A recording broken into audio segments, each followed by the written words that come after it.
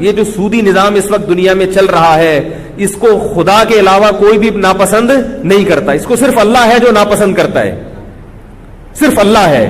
انسان اس قانون کو ناپسند نہیں کرتے, ورنہ سود کے سسٹم کو غریب بھی پسند کرتا ہے, مالدار بھی پسند کرتا ہے, کیونکہ اس سسٹم میں غریب کو بھی فائدہ نظر آتا ہے اور مالدار کو بھی فائدہ نظر آتا ہے.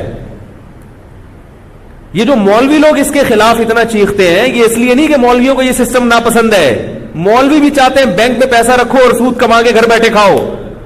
یہ اس لیے چیختے ہیں کہ پابندی کس نے لگائی ہے؟ رسول نے. اور رسول کیوں اس کے خلاف ہے اتنا؟ اس لیے کہ اللہ نے پابندی لگائی ہے. تو اصل سود کو ناپسند کرنے والا کون ہے؟ اللہ ہے. اب غریب اس پہ خوش کیوں ہوتا ہے؟ اس لیے کہ اس کو وقتی نفع نظر آتا ہے. آپ نے 1 لاکھ روپے رکھوائے اور مہینے بعد وہ کتنے ہو گئے؟ 1,02,500 ہو گئے, 3,000 ہو گئے. وہ اس پہ خوش ہو رہا ہے. وہ اس نظام کے اندر جو غریب کا استحصال ہے آہستہ آہستہ اور اس کی تباہی ہے, اس کی طرف اس غریب کی توجہ نہیں ہوتی. اس کی طرف کس کی توجہ ہوتی ہے؟ بولو بھائی, اللہ کی. اس لیے اللہ نے اس کو ہمیشہ سے حرام کر دیا. بھائی زمین پہ میرا قانون چلے گا تو سودی نظام نہیں چلے گا. اس سودی نظام کی تباہی ہے کہ دولت سمٹ کے 10-15 انسانوں کے ہاتھوں میں چلی گئی ہے. ماہرین معیشت کہتے ہیں اگر 10-15 آدمیوں کی دولت ان سے لے کر تقسیم کر دی جائے تو پوری دنیا سے غربت کا خاتمہ ہو جائے گا.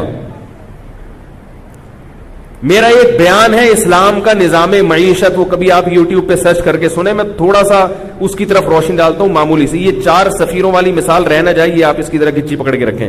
اب یہ مثال مکمل نہیں ہوئی, آپ کو کہہ رہا ہوں.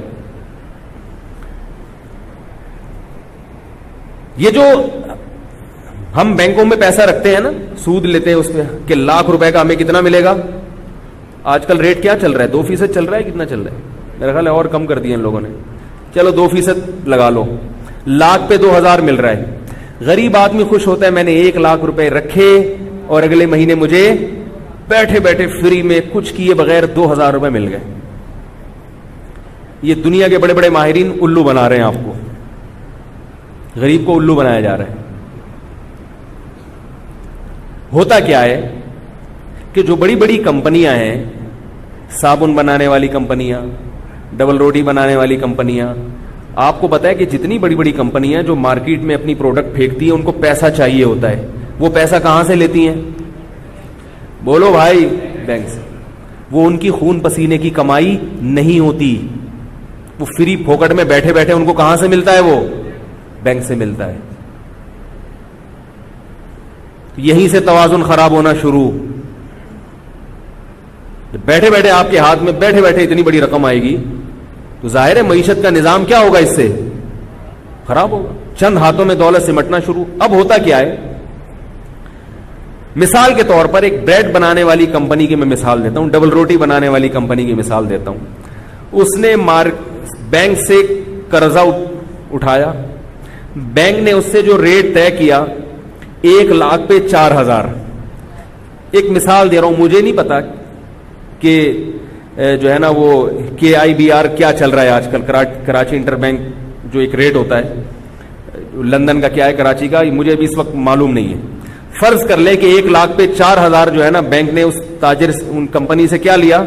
پروفٹ لیا. کیونکہ 1,00,000 پہ 2,000 بینک کو کس کو دینا ہے؟ غریب کو دینا ہے نا. او بھائی, جو غریب نے 1,00,000 روپے بینک میں اپنی ساری زندگی کے رکشے چلا چلا کے جو پیسے بچائے تھے وہاں رکھے تھے, تو اس 1,00,000 پہ بینک اس کو 2,000 دے گا تو اپنا بھی تو بچائے گا نا بھائی. تو 4,000 بینک نے اپنے بچائے رکھے, 2 اس میں سے غریب کو دیے, 2 کس کے پاس تھے؟ اپنے پاس. اب جو کمپنی جو بریڈ بنا رہی ہے وہ 1,00,000 پہ 4,000 روپے اس کو بینک کو دینے ہیں, تو وہ ڈبل روٹی کی قیمت اسی حساب سے بڑھائے گی کہ نہیں بڑھائے گی؟ ہے بھائی, کیونکہ وہ اس کے پروفٹ میں, بولو بھائی, نہیں ہے. اس کو پتا ہے یہ تو میں نے بینک کو دینے ہیں. تو بریڈ کی جو قیمت ہے مارکیٹ میں وہ خود بخود 4% بڑھ جائے گی. غریب آدمی اس نے 1,00,000 روپے نکلوا کے 2,000 جو پروفٹ لیا, جب وہ اس 1,00,000 سے ڈبل روٹیاں خریدے گا تو وہ 2,000 اضافی اس مہنگائی میں دے گا کہ نہیں دے گا؟ بولو بھائی. تو وہ گھوم کے کہاں چلا گیا؟ دوبارہ بینکوں کے جیب میں چلا گیا کہ نہیں چلا گیا؟ یہ سودی نظام اگر نہ ہوتا تو چیزوں کی قیمتیں اتنی تیزی سے اوپر نہ چڑھتی. شریعت نے اس کے خلاف جو نظام دیا ہے وہ مزاربہ اور شرکت کا نظام دیا ہے. اب شرکت کے نظام میں کیا ہوتا ہے؟ وہ جو اسلام نے دیا، جو اللہ نے دیا، یہ محمد صلی اللہ علیہ وسلم نے نہیں دیا، یہ مولویوں نے نہیں دیا. یہ نظام کس نے دیا ہے؟ اس کائنات کو بنانے والے نے. محمد صلی اللہ علیہ وسلم نے صرف اس پیغام کو پہنچایا ہے، بنایا نہیں ہے. محمد صلی اللہ علیہ وسلم تو لکھنا پڑھنا نہیں جانتے تھے، وہ کیسے کیسا قانون بنا سکتے تھے؟ اللہ کا جو قانون ہے وہ کیا ہے؟ شرکت میں نفع اور نقصان میں پرسنٹیج کے حساب سے آپ کو شریک ہونا پڑے گا. کیا مطلب؟ اب یہی اگر شرکت کا نظام ہوتا، غریب آدمی بینک کو 1 لاکھ روپے دیتا اور بینک سے کہتا آپ کو جتنا پروفٹ ہوگا اس میں سے 2% مجھے چاہیے. ایک 2% کی مثال دے رہا ہوں میں. ویسے تو انویسٹر کا جو ریشو ہے وہ زیادہ ہوتا ہے، عام طور پہ 70% ہوتا ہے انویسٹر، اور 30% وہ لیتا ہے جو عمل کرتا ہے. 1 لاکھ پہ مجھے کتنا چاہیے؟ 2%. بنتا وہ بھی 2000 ہی، لیکن وہ 1 لاکھ کا 2000 نہیں، جو پروفٹ ہوگا اس کا مجھے 2% چاہیے، یا 20% چاہیے، یا 25% چاہیے. پرسنٹیج. بینک یہ پیسے کس کو دیتا؟ کمپنیوں کو. کمپنیوں سے ڈبل روٹی والی کمپنی سے کہتا ہے کہ آپ کا جو پروفٹ ہوگا اس پروفٹ میں سے مجھے 4% چاہیے. نہیں یاری بات بہت ٹیکنیکل بات ہے، اس کو سمجھیں. پروفٹ میں سے مجھے کتنا چاہیے؟ مجھے 2000 4000 نہیں چاہیے. مجھے اس سے غرض نہیں ہے کہ میں آپ کو دے کتنے رہا ہوں، مجھے اس سے غرض ہے کہ میرے پیسوں سے آپ کماتے کتنا ہو.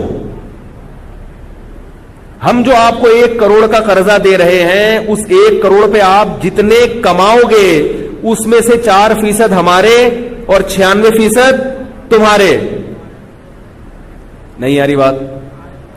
اب کیا ہوا ہے کہ جو ڈبل روٹی بنانے والی کمپنی ہے اس نے ڈبل روٹی کے ریٹ بڑھا دیے، تو خود بخود اس کمپنی کا پروفٹ بڑھے گا اور 4% خود بخود بڑھ جائے گا.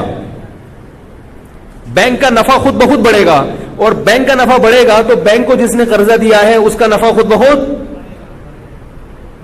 تو آپ جتنی مرضی قیمتیں بڑھا لیں مارکیٹ میں، ان قیمتیں بڑھنے سے وہ پروڈکٹ کی جیسے قیمت میں اضافہ ہوگا تو عوام کو بھی اس کی حساب سے نفع ملنا شروع ہو جائے گا.